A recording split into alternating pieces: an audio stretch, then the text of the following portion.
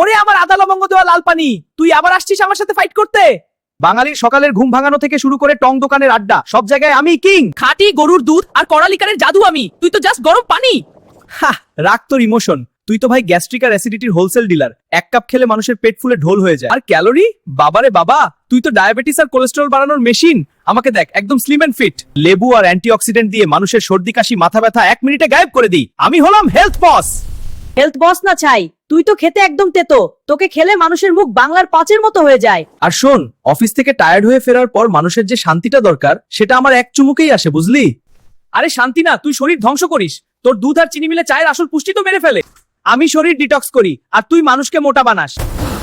Hello brothers, তোরা কি একটু থামবি? তোরা দুজনই তো এখন আনহেলদি আর আউটডেটেড। আমি হলাম green tea, 0 calorie, weight loss আর ফিটনেসের আসল বস। তোদের মতো চিনিওয়ালা চা আজকাল কে খায়? তুই চুপ কর, ঘাসপাতা সেদ্ধ পানি। বাঙালির আড্ডায় তোর কোনো জায়গা নাই, পালা এখান থেকে।